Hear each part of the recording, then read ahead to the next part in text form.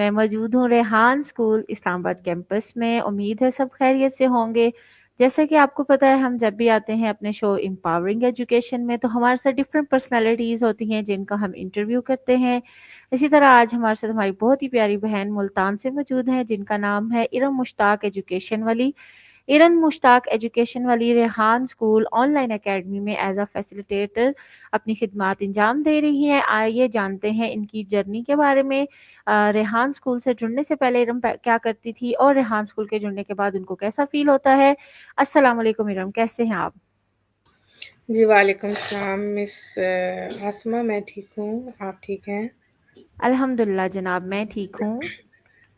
मैं चाहती हूँ कि आप मेरे देखने और सुनने वालों को अपना एक जामिया तारुफ दे दें ताकि हम अपने शो को आगे बढ़ा सकें। जी, जो भी लोग मुझे लाइव देख रहे हैं, जो मुझे रिकॉर्डिंग में देखेंगे, तो आप सब लोगों को मेरी तरफ से अस्सलाम वालेकुम, आप सब लोगों को जुम्मा मुबारक।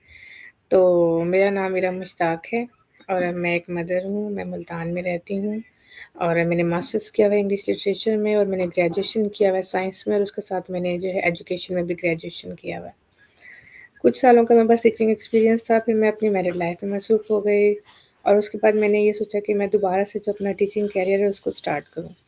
तो जो कि ट्रेडिशनल स्कूल सिस्टम था जहाँ पर हम सब यानी कि पढ़े भी हैं और हमारी ये ख्वाहिश होती है कि हम पढ़ाएँ भी सही।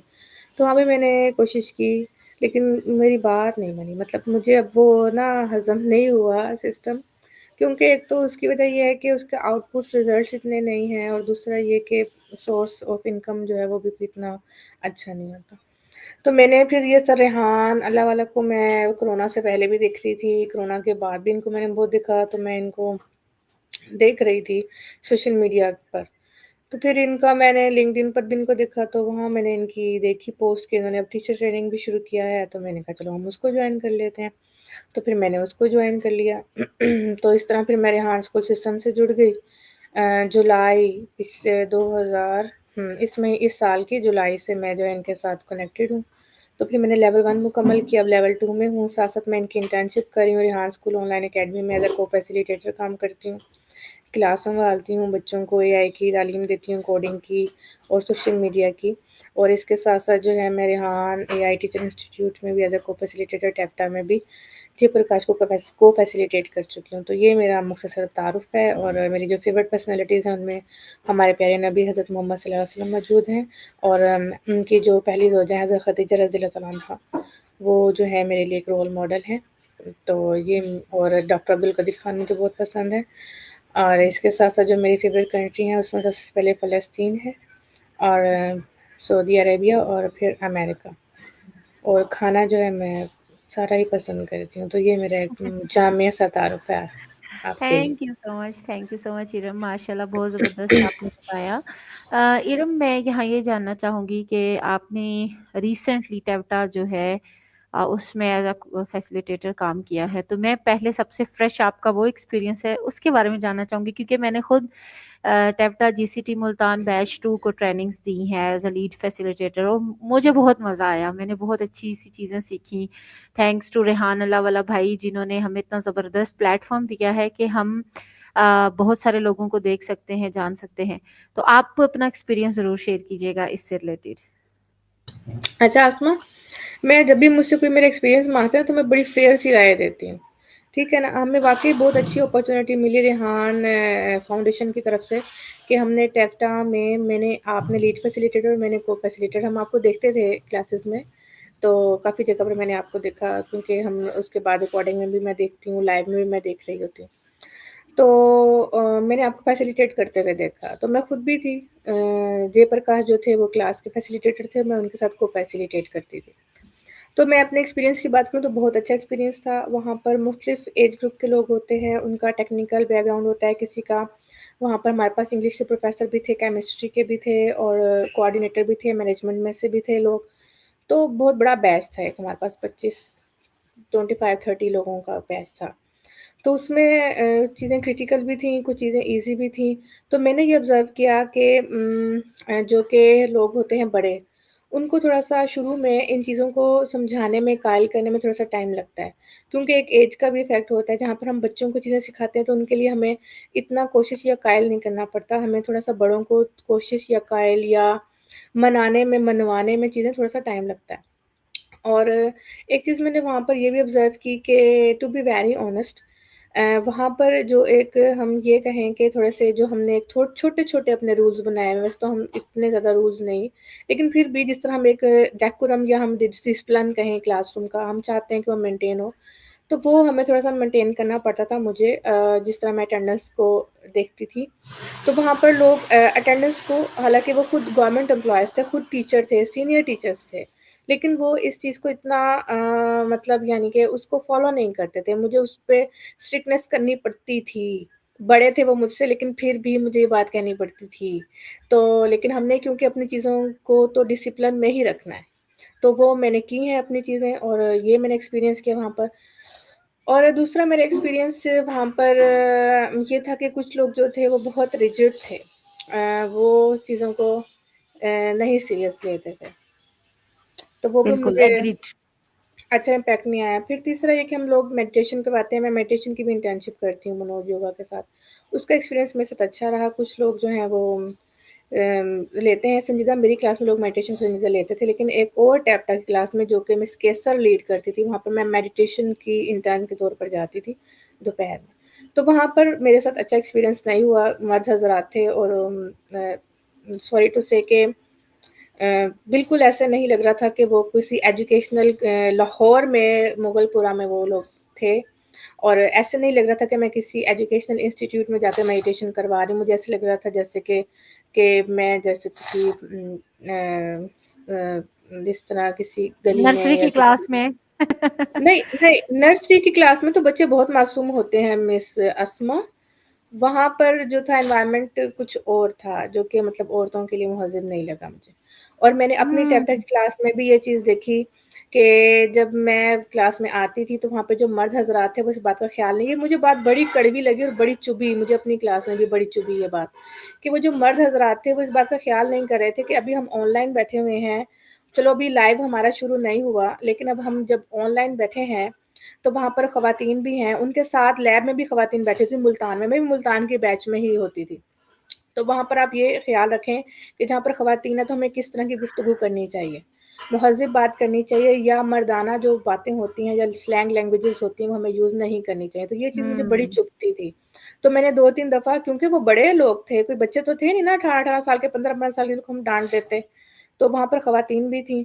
तो लोगों को इस बात का ख़्याल ही नहीं है कि जहाँ पर कुछ ख़वातीन बैठी हों या वैसे ही बैठी हों, वो भी हमारी माएँ-बहनें ही हैं ना, तो हमें स्लैंग लैंग्वेजेज़ नहीं यूज़ करनी चाहिए। एक टीचर्स होते हुए, एक जीसीटी मुल्तान में हम्म। होते हुए, ये हो रहा था वहाँ पर, तो बड़ी मुझे इससे मैं बहुत यार इरिटेट मेरा हो गई। अच्छा, मेरा तो माशाल्लाह बहुत अच्छा एक्सपीरियंस रहा है मेरे बैच के साथ। शुरू में मैंने थोड़ी सख्ती की स्टार्ट में हुँ, ही ना, और उसके बाद हमारा बहुत फ्रेंडली इन्वायरमेंट गया, और माशाल्लाह बहुत अच्छा जो है हमारा एक्सपीरियंस रहा उनके साथ। बहुत कोऑपरेटिव रहे, और मेरी क्लास में सिर्फ 2 फीमेल थी, बाकी सब मेल थे, 25 लोग थे हुँ, मेरे पास। और सब बहुत अच्छे तरीके से बोलते थे। अच्छा हाँ, उनकी जो देसी वो थोड़ी सी सराइकी लैंग्वेज थी ना, वो जब वो बात आपस में कर रहे होते थे तो मुझे लगता था कि शायद वो नाराज हो रहे हैं, लेकिन उनका लहजा ऐसे होता था। तो मेरे बैच ने अल्हम्दुलिल्लाह बहुत कोई 4 लोग रह गए थे जो टास्क कंप्लीट नहीं कर सके। वो भी उनकी ड्यूटीज होती थी, अटेंडेंस बहुत जबरदस्त तरीके से आके देते थे, टाइमली हुँ, मेंशन करते थे। जो मेरे कोऑर्डिनेटर थे उस तरफ से, इरफान भाई, माशाल्लाह उन्होंने बहुत कोऑपरेट किया। उसमें बहुत सारे लोग थे, इस्माइल भाई, मुजम्मिल भाई, अच्छा मिस साइमा उबैद जो डॉक्टर पीएचडी थी, उन्होंने फौरन से वो इंजीनियर थी, वो भी। तो मतलब कोऑपरेटिव टीम मिली। शायद शुरू में थोड़ी खिंचाई करने से बाद में काम ठीक हो जाते हैं। तंग तो उन्होंने भी हमें किया था शुरू में कि यार ये क्या है, ये इससे हमें क्या होगा, ये मानते नहीं हैं। सवालात थे उनके जहन में ना। लेकिन बाद में इरम, आप यकीन करें, मैंने अब उनके साथ इंटरव्यूज करना शुरू किए हैं, तो वो इतना अच्छा रिस्पॉन्ड कर रहे हैं हुँ, इंटरव्यूज में, कि मैं हैरान हूँ कि मैं इनको 2 महीने की क्लास में इतना नहीं जान सकी जितना वो जबरदस्त इंटरव्यूज में बता रहे हैं अब।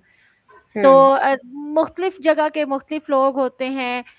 स्टार्ट में अगर आपकी थोड़ी सख्ती हो, बाद में दोस्ती हो जाए, तो मेरे ख्याल से हुँ, फिर वो अच्छा एनवायरनमेंट रहता है। अगर हुँ, स्टार्ट में ना क्लास में भी आप कहीं पढ़ाने जाएं तो आप लीनियंट हो जाएं थोड़ा सा, तो वो फिर बच्चे भी कंट्रोल नहीं होते। मे भी इस वजह से कुछ रहा हो।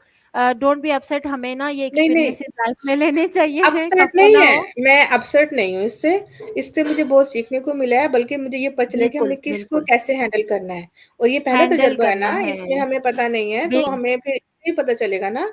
तो नेक्स्ट टाइम बिल्कुल। अगर हमारे हाथ में वो चीज़ आएगी तो हम उसको और बेहतर तरीके से पहले ही सँवार के रखेंगे। बेशक। ठीक है? और हाँ, प्रॉब्लम्स आएंगी लेकिन तो ये हम प्रॉब्लम्स सोल्यूशन हैं, ढूंढेंगे, और ये जो बिल्कुल। प्रॉब्लम्स हैं, ये मैं कोई स्पेसिफिक ग्रुप का नहीं बता रही, हमारी सोसाइटी का प्रॉब्लम है आसमा। सोसाइटी ये प्रॉब्लम है, हमारा बिल्कुल। सोसाइटी प्रॉब्लम है। तो मैं अ- उसको बात कर रही हूँ। और जो जी टीचर्स जी। हैं, उनको हमेशा इस बात का ख़्याल रखना चाहिए कि जब वो परफ़ॉर्म कर रहे होते हैं, वो अंडर ऑब्ज़र्वेशन होते हैं, तो हम्म। उनको वो स्टेप्स लेने चाहिए जिनसे जो उनका टीचर का टाइटल और रुतबा है ना, वो हमेशा बरकरार रहे। रोल आप मॉडल है, मसरूफ़ बिल्कुल, भी रहते माशरे हैं, के ये रोल हम भी मॉडल है। मसरूफ़ हैं साइमा, हम घरों में मसरूफ़ हैं, हम बच्चों का ड्यूटीज़ दे रहे हैं, फिर हम ऑनलाइन भी विज़िबल होते हैं। हम भी बहुत सारे काम कर रहे होते हैं, लेकिन हम फिर भी अपने वक़ार का और अपनी इन चीज़ों का ख़्याल रखते हैं, बेशक ठीक है? बेशक। और वो माशाल्लाह अर्निंग भी बहुत अच्छी हमसे कर रहे होंगे। लेकिन फिर भी मैंने ये देखा है कि भई बड़ी ज़रूरत है अभी जो है ना उसकी जी जी। इस्तिलाहात की, वो भी पर्सनल लेवल पर। तो ये मैंने आपको एक अपना डिटेल में बताया, क्योंकि मैं ऑब्ज़र्व कर हाँ रही जी होती हाँ थी। जी। और माशाल्लाह, सिर्फ़ ऑब्जर्वेशन मैं काफी अच्छी है आपकी, 20 जबरदस्त। मिनट्स टू 30 मिनट्स उस क्लास में होती थी सिर्फ़, मैं भी 2 घंटे भी नहीं होती थी। हम्म। तो उसपे ही मतलब कैमरा ऑन करवाना ही, उसपे ही वो आई आगे अंडरस्टैंड। चलता है। एक्चुअली इरम, पता मैं अगर आपको बताऊँ ना, चले अगर आपने मेरा इंटरव्यू लिया तो मैं उसमें लॉन्ग उसमें बता दूंगी। अभी क्योंकि आप मेरी गेस्ट हैं तो मेरा क्वेश्चन आपसे बनता है।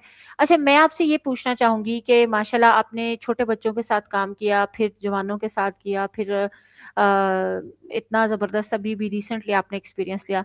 रेहान भाई हमेशा एक बात करते हैं कि जवानों को पीरों का उस्ताद कर। तो इस जो आपकी ट्रेनिंग रही है, इसमें जो हमारे रेहान स्कूल के मेरे बैच में तो स्टूडेंट थे, क्या आपके पास भी स्टूडेंट फैसिलिटेटर्स थे?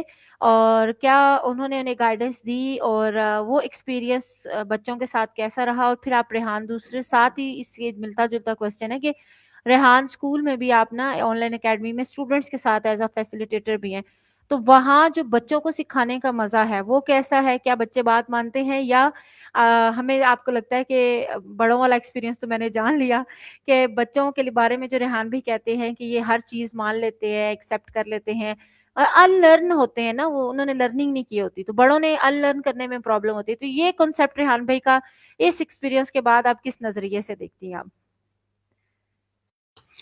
हमारे साथ आपके सवाल का पहला हिस्सा है कि बैच में बच्चे आए थोड़ी देर के लिए, और वो जो टेक्निकल प्रॉब्लम्स होती थी उसको गाइड करते थे थोड़ा बहुत, इतना ज़्यादा नहीं, क्योंकि सर जी जो थे उनको काफ़ी ज़्यादा नो हाउ है, तो बहुत सारी बातों के बारे में वो खुद ही इशू रिजॉल्व कर लेते थे। तो बच्चों को मैंने वहाँ पर तो नहीं देखा अपने साथ, लेकिन मैंने जो लाहौर में थी ना, वहाँ मैंने बच्चों को देखा, जहाँ पे मैं मेडिटेशन की इंटर्नशिप करवाई। वहाँ पर बच्चे बहुत सारे इश्यूज सॉर्ट आउट कर रहे होते थे, और बहुत अच्छे तरीके से कॉन्फिडेंटली कर रहे होते थे। हमारे बच्चों में निस्बतन आपको पता ही है, जो दूसरे बच्चों की निस्बत कॉन्फिडेंस लेवल ज़्यादा है, क्योंकि वो काम बहुत ज़्यादा करते हैं, हैंड ऑन प्रैक्टिस हर वक्त रहते हैं। तो जहाँ तक उनका ये बात रहा कि भई बच्चों को सिखाने में, आपको पता ही आसमा, जो जवान खून होता है, जो कि ग्रोइंग माइंड्स होते हैं, उनका क्या कंपैरिज़न बन सकता है, जो कि माइंड अभी ग्रो करना रुक गए हैं। क्योंकि 25 साल के बाद तो माइंड जो है, या जो जवानी है, वो पीछे की तरफ आती है। तो हम तो उस एनर्जी के साथ डील कर रहे होते हैं, जो होते बच्चे होते हैं, और बच्चे तो वैसे ही इतने फ्लेक्सिबल होते हैं, उनमें फ्लेक्सिबिलिटी बहुत, अडॉप्टेबिलिटी बहुत ज़्यादा होती है। तो उनका और उनका तो कोई कंपैरिज़न कहीं पर भी नहीं बनता। बच्चों के तो इश्यूज़ भी छोटे-छोटे होते हैं। टीचर, हमें सर्दी लग रही है, टीचर हम लेट जाएँ, तो टीचर हमने पानी पीना है। हाँ बच्चों ने जी। और क्या कहना है, उनको हम अगर 10 घंटे भी बिठा के काम करवा लें, दे आर हैप्पी। बिल्कुल वो तो बिल्कुल। थकते ही नहीं है, इसमें तो ये तो यूनिवर्सल ट्रुथ है। तो 10-10 घंटे भी बच्चे बैठ के कोडिंग कर रहे होते हैं, तो वाकई ही मतलब जो जवान है, हमें उनकी जरूरत है। और हमारे बच्चे माशाल्लाह, जिनको माशा सही तरीके से हम लोग गाइड कर रहे हैं, तो वो तो बहुत अच्छे हैं। कल ही मैंने एक बात ऑब्ज़र्व की, सर रेहान का भी मैंने एक इंटरव्यू सुना, एक हिना तारिक हैं, नई कोरंगी की प्रिंसिपल है उनके साथ। तो मैंने एक बात ऑब्ज़र्व की आसमा, जब हम अपने बच्चों को जो ट्रेडिशनल सिस्टम में भेजते हैं, वहाँ पर हम मैट्रिक तक बच्चे को स्कूल भेजते हैं, उसकी फीसें भरते हैं, उसके लंच बॉक्स, उसका पता नहीं क्या-क्या, मैं खुद भी, मेरा बच्चा जाता है 1 में अब होगा।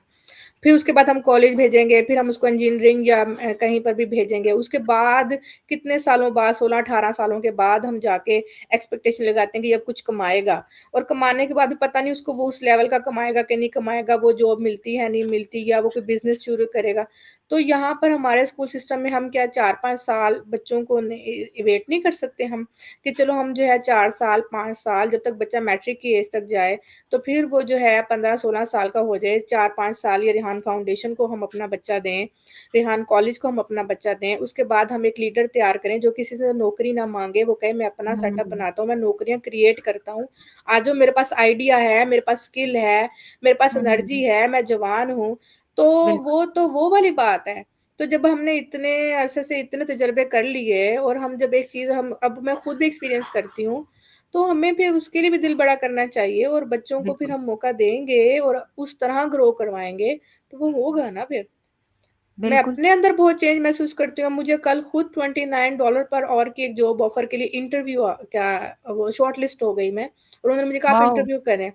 मैं सिर्फ़ उनको इंटरव्यू इसलिए नहीं दे सकी क्योंकि उन्होंने नीचे एक छोटा-सा नोट लिखा हुआ था कि हम सिर्फ़ अमेरिकन जो वहाँ के लोग हैं, जो कि अमेरिका में रेज़िडेंट्स हैं, हम सिर्फ़ उनको कंसीडर कर रहे हैं।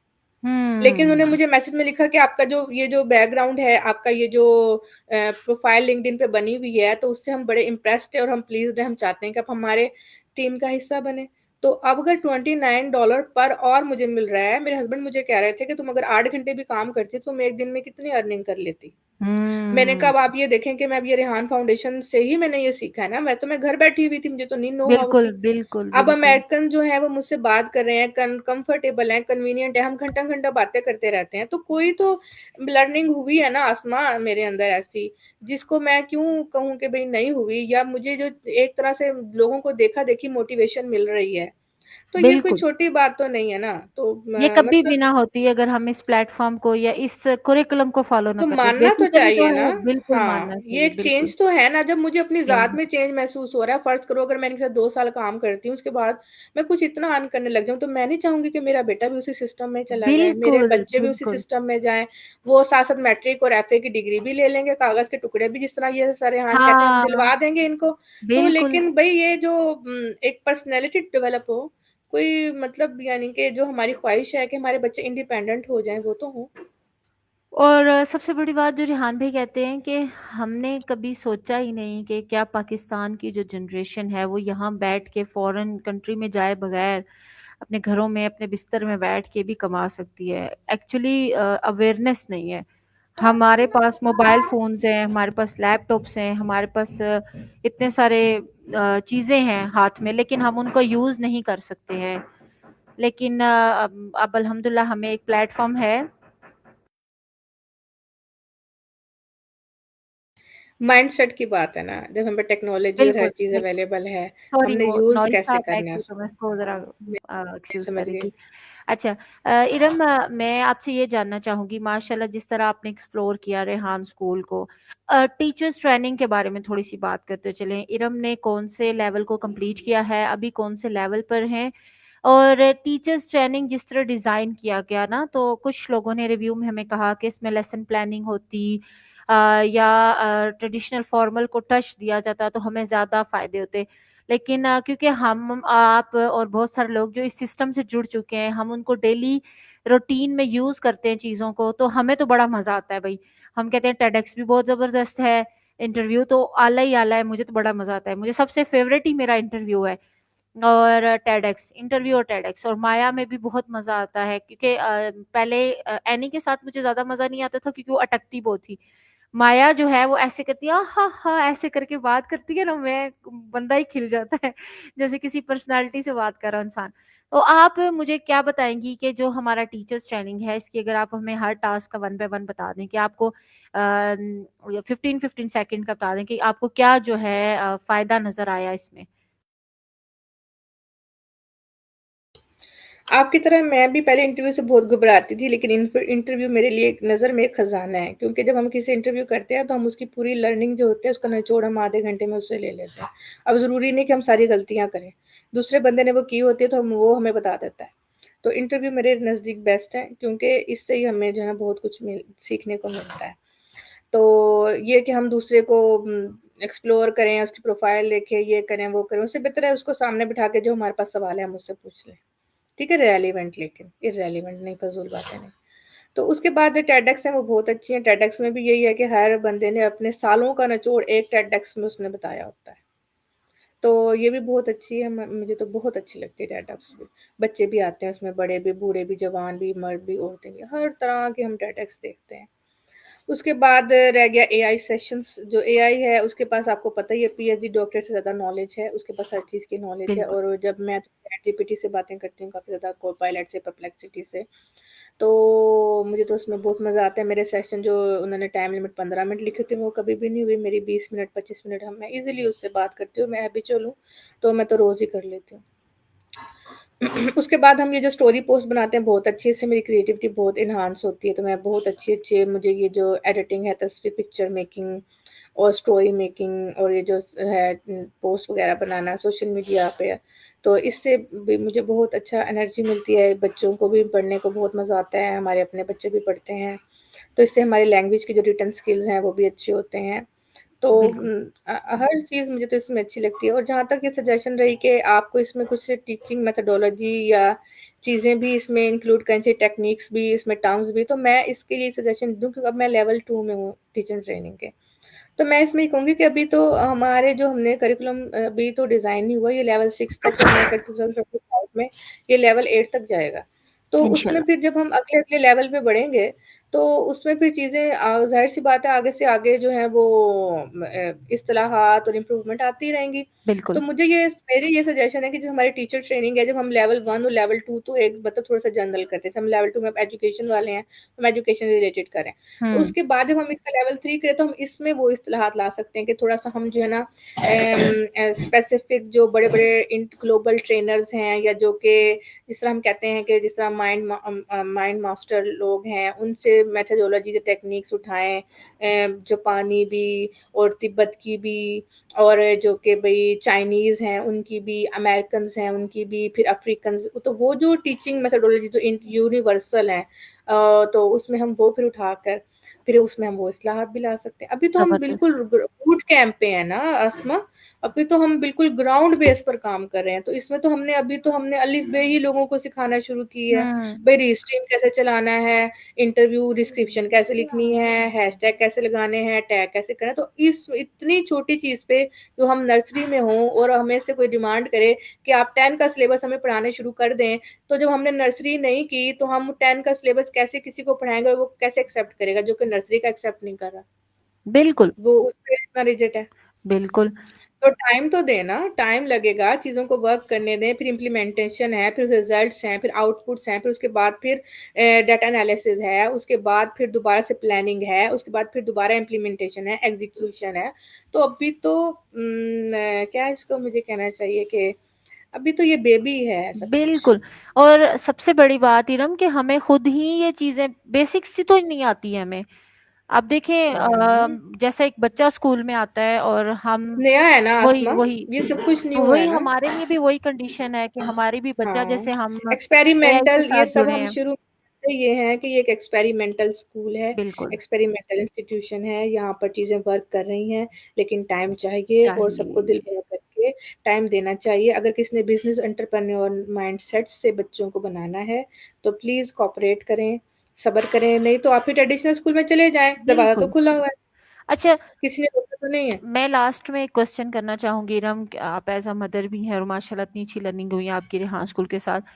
वो ये है कि मुझसे एक दिन किसी ने सवाल किया कि मैम आपको क्या लगता है कि किताबें जो है पहले ज़माने में या अभी तक जो पढ़ी जाती हैं वो लोगों ने लिखी होती हैं इतने सालों की, उसके बाद अपनी रिसर्च के बाद, तो आप जो है ये पढ़ा रहे हैं, तो क्या आपको लगता नहीं है कि वो एक खला रह जाएगा, एक गैप रह जाएगा?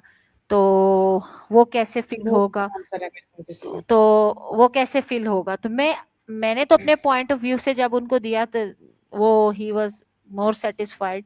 बट मैं जानना चाहती हूँ आपका भी, क्योंकि आपका भी एजुकेशन वाली एक मोटिव है, तो आप अगर मेरी जगह होती तो क्या आंसर देती? अस्मा देखें, अभी कुछ जो 18th सेंचुरी से पहले जो है ना, हमारे पास ये प्रिंटिंग प्रेस नहीं थे, ठीक है ना? उससे पहले जो किताबें थी वो एक आधा ही एडिशन होता था और वो भी लाइब्रेरी में होती थी। और जो है ना, हमारे हम्म। पास पेपर भी नहीं होता। तो क्या उससे पहले लोग नहीं पढ़ते थे? उससे पहले क्या लोग माहिर नहीं होते थे? किताबों की अगर हम्म। हम बात करें, तो इल्म सिर्फ किताबों में नहीं छुपा हुआ, इल्म तजर्बे में भी है। और बिल्कुल। हर एज, हर सेंचुरी के साथ जो इल्म है ना, उसकी जो जिसे हम कहते हैं स्प्रेड होना है, बिल्कुल। उसका मोड चेंज हो रहा है। हम यहाँ पर किताब, ये जो पेपर है ना, इसको हम कह रहे हैं कि इसको आपको अल्टरनेट करना चाहिए, सब्स्टिट्यूट करना चाहिए। हम उसको फिनिश नहीं कर रहे, हम उसको किल नहीं कर रहे यहाँ पर। हम बिल्कुल। ये कह रहे हैं कि किताब है, लेकिन अब वो स्क्रीन की शक्ल में है। हम ये नहीं कह हम्म। रहे कि पेपर में है वो। हम अभी भी बच्चों को कंट्रोल्ड एनवायरनमेंट में ही पढ़ा रहे हैं आसमा। और बिल्कुल। ठीक है ना, उसमें हम जो है ओपनली हर चीज उनको नहीं कह रहे कि जाके आप एक्सप्लोर कर लो। हम एक रिकमेंडेड बुक्स हैं हमारी भी, ठीक है, पेपर एडिशन में नहीं है, वो रिकमेंडेड बुक्स हैं। हमारा थोड़ा मोड चेंज हो गया है। बच्चों को जो हम टेड डॉक्स पढ़ा रहे हैं, हम रैंडमली नहीं कह रहे कि जो मर्जी जाके टेड डॉक्स हाँ देखा और उसका जी। रिव्यू बना दो। हमने चीजें सिलेक्ट की हुई हैं, ये सिलेक्टेड करिकुलम है जिसको बड़े ध्यान से डिजाइन किया गया है। और वो हर बैच के बाद दोबारा रीडिजाइन होता है, उसमें अमेंडमेंट्स होती हैं। तो इस चीज को समझना चाहिए कि हम जो पेपर वर्क है, ये पेपर एक लिमिटेड एक ही किताब है, उसको जरा हम ये कह रहे हैं कि उसको चेंज होना चाहिए। अपोज हम नहीं कर रहे यहाँ पर चीजों को। ये हमें माइंडसेट लोगों का बनाना है, और मैं बहुत क्लियरली ये माइंडसेट बनाती हूँ क्योंकि मैं खुद समझ चुकी हुई हूँ। ये मोड ऑफ एजुकेशन जो है ये चेंज हुआ है, नॉट चेंज द, हुआ है। हमने जो है अब चेंज अगर नहीं आएगा तो वो चीज स्टेगनेंट हो जाती है। देयर इज अ, जिसमें चेंज, हम चेंज की बात कर रहे हैं। हम लर्निंग को नहीं रोक रहे, हम एजुकेशन को नहीं रोक रहे, हम उसको इनहांस करें। बट हम ये बता रहे हैं कि भाई, अब हम टेडक्स देखते हैं, कोई 18 साल भी पुरानी है, कोई 10 साल है, कोई 8 साल है, तो 8 साल पहले एक बंदा एडवोकेट कर रहा है इस चीज को कि भाई इस सिस्टम को चेंज होना चाहिए, हम्म। ऐसे नहीं ऐसे होना चाहिए। तो वो जो टेडक्स हैं जिनको हम देख के सीखे हैं, तो वो 8-10 साल पुरानी भी तो हम देख रहे हैं ना, जिसमें वो ये बात कर रहे हैं। और तो ये यहाँ पर ये नुक्ता समझने वाला है। जब किताबें नहीं थी उस टाइम, अब वो जो दरख्त की छाल थी उस पर लिखा जाता था। अगर किताब उस टाइम हम दरख्त की छाल पे ही रखते, हम कहते नहीं कागज पे तो होनी नहीं चाहिए, कागज फट जाता है, पानी गिर जाता है, ये डूब जाती हैं किताबें, गधा खा जाता है, बकरी खा जाती है, किताब कागज पे नहीं होनी चाहिए। तो उस तरह तो फिर कभी किताब के बारे में भी कोई ना आता, प्रिंटिंग प्रेस पे भी चीजें ना आती, सिर्फ रॉयल जो लाइब्रेरीज हैं उनमें ही चीजें पड़ी रहती। बिल्कुल। तो प्रिंटिंग प्रेस को भी एक्सेप्ट किया ना हमने। तो अब बिल्कुल। इसको इस तरह एक्सेप्ट करो कि चैट बोर्ड है, ये स्क्रीन्स हैं और इन पे किताब है, नाम जो है वो थोड़ा सा बदला है, लेकिन थोड़ा सा माइंड सेट चेंज करना है। और जो नहीं चेंज कर रहा है वो 3 से 4 साल बाद जब खुद ही पीछे रह जाएगा, एक्सपायर और होता जब जा रहा है। गवर्नमेंट्स में हर जगह पे ये इम्प्लीमेंटेशन हो जाएगी, उसकी मजबूरी बन जाएगी, हम्म। कंप्यूटर जैसे मजबूरी है, तो फिर वो उस टाइम इसको ज्यादा रियलाइज करेंगे, जब वो यानी कि जिस तरह हम कहते हैं ना कि अब मजबूरी है, ऑप्शन ही नहीं बची। No option. जब बिल्कुल। अब ये पेपर वाला जो पैसा है, जब ये खत्म हो जाएगा, जो मनी है, ये जो पेपर प्रिंट में, ये भी खत्म हो जाएगा, कार्ड बिल्कुल। में ही रहेगा ये। कार्ड तो फिर जब है, उनके हम पास कोई ऑनलाइन ऑप्शन ही नहीं ट्रांजेक्शन कर रहे रहेगी, हैं। बिल्कुल। हाँ, तो फिर वो समझेंगे बात को। बाद लोगों को ना थोड़ा सा वक्त से पहले चीजें समझ नहीं आती, बाद लोगों को थोड़ा सा वक्त के गुजर जाने के बाद समझ आती है, और हम उस नेशन में रिलाय करते हैं, इसलिए भी लोग रेजिस्ट करते हैं ज्यादा। सबसे ज्यादा इम्पोर्टेंट जो चीज है वो ये है कि रेहान स्कूल जो है वो वर्ल्ड फर्स्ट एआई स्कूल बन चुका है। क्यों? क्योंकि अभी तक फुली तौर पे किसी मैं जहां तक मेरी इंफॉर्मेशन है, मैं भी किसी इदारे ने किया हो, लेकिन जहां तक मुझे पता है कि कोई भी ऐसा इदारा नहीं है जिसने सिर्फ एआई और डिजिटल स्किल्स को फोकस किया हो और बाकी चीजों को वो अपनी जो हमारा रेगुलर कुरिकुलम हो वो हटा दिया हो। तो अगर ऐसा इदारा एक अभी बना है तो इंशाल्लाह इन फ्यूचर मजीद ऐसे इदारे बनेंगे। और रेहान स्कूल वो वाहिद स्कूल होगा जिसने इंशाल्लाह इंशाल्लाह मेरी तो बहुत ख्वाहिश है कि मेरे अपने एरिया में भी 8 से 10 ऐसे हों इदारे, ताकि जो लोग जो बच्चे इस चीज़ की ख्वाहिश रखते हैं लेकिन उन्हें कोई सही प्लेटफॉर्म नहीं मिलता, वो हमसे जुड़ें। बहुत बहुत शुक्रिया इरम, माशाल्लाह इतना ज़बरदस्त अपना फीडबैक शेयर करने के लिए, इतनी प्यारी आपने जो चीज़ें सीखी ऑनेस्टली बताने के लिए। मुझे बहुत मज़ा आया आपसे बातचीत करके। आपका वक्त भी बहुत प्रीशियस है और आप मॉर्निंग से कर रही हैं और जुम्मे का दिन भी है, तो आप रेस्ट करें और अपनी फैमिली को भी टाइम दें। और बहुत जज़ाकल्लाह। आखिर में कोई पैगाम मेरी बहन देना चाहें उसके साथ फिर हम एंड करेंगे। Thank you very much. एक तो मैं आपसे रिक्वेस्ट करूँगी कि आप थोड़ा-सा टाइम निकाल के मुझे इंटरव्यू दें, तो हम बात करेंगे, ठीक है? और दूसरा मैं पैगाम बस सबको यही देती हूँ, मैंने यहाँ पर भी आके ऑब्ज़र्व किया है कि मुझे दुःख होता है अपनी बच्चियों को देखकर जो कि अपना टाइम, अपनी ज़िंदगी ज़ाया करती हैं। हमारे मुल्क में बहुत सारे बच्चे स्कूल जाते ही नहीं हैं। वो मेरे लिए दुःख की बात है, मैं जब बाहर सड़क पर जाती हूँ, तो बच्चे जो हैं उनके हाथों में किताबें नहीं होती, वो भीख माँग रहे होते हैं। और जवान-जवान बच्चे होते हैं, तो उनको देख के मुझे बड़ी तकलीफ़ होती है। तो मैं ये चाहती हूँ कि ऐसे लोगों को हम जो है भीख माँगने की बजाय कोई ऐसा हुनर दे दें कि भई तुम कोई काम करके पैसे कमा लो। हमारी ये जो कौम भिखारी बनती जा रही है, मैं तो खौफ़ज़दा हो जाती हूँ, मैं बाहर जाती हूँ। तो अब तो वो बहुत ये चीज़ बढ़ गई है, तो ये अलार्मिंग कंडीशन है हमारे लिए। भई हमारा एक ऐसा स्कूल है जहाँ पे सबको खुले दिल से वेलकम किया जा रहा है, तो जो भी आना चाहता है, सीखना चाहता है, भई सीखे वो। तो ऐसे मौकों से फ़ायदा और बस ये मैं ये कहना चाहूँगी कि भई बच्चों कुछ बनो, मैं सबसे कहती हूँ। कि लड़कियों को ख़ास तौर पे। मैंने खुद भी एक्सपीरियंस किया इसलिए मैं चाहती हूँ वो बच्चियाँ वो एक्सपीरियंस ना करें। बेटा कुछ बनो, ये ना सोचो कि मेरे अब्बू हैं, उनकी बहुत अच्छी नौकरी है, वो कमा रहे हैं, मेरे भाई हैं वो बहुत अच्छा कमाते हैं। सेल्फ इंडिपेंडेंट बनो हमेशा और ये ना सोचो कि मेरी शादी हो जाएगी तो मेरा शौहर कमाएगा। तो वक़्त का कुछ पता नहीं होता, वक़्त कभी भी बदल जाता है।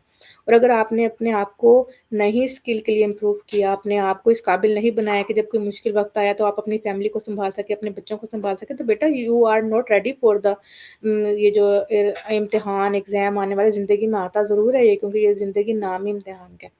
तो फिर अपने आप को उस बेइज़्ज़ती और उस शर्म और इस बेबसी से बचाने के लिए बेटा अपने आप को जो है ना हुनरमंद बनाओ।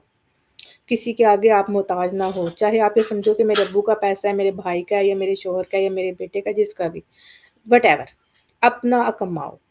सेल्फ इंडिपेंडेंट किसी का मुँह ना देखो, किसी का मोहताज ना हो। और अगर कुछ बन जाओ तो बराए मेहरबानी फिर थोड़े-से आजिज़ भी हो जाओ। अपने आप को कुछ बनने के बाद अगर 2-4 पैसे कमाने भी लग गई हो तो फिर भी इंसान ही रहो। औरत हो, औरत ही रहो। ठीक है ना? तो अपनी इज़्ज़त बनाओ, ना कि मर्दों से मुकाबले पर आ जाओ। तो ये मेरा पैगाम है सबके लिए, इस चीज़ को समझो, अपनी इज़्ज़त और ज़बरदस्त, अपनी कीमत को बनाओ। ज़बरदस्त तो पैगाम। ये मेरा पैगाम है, माशाल्लाह, माशाल्लाह अपने ज़बरदस्त। बच्चों के लिए भी।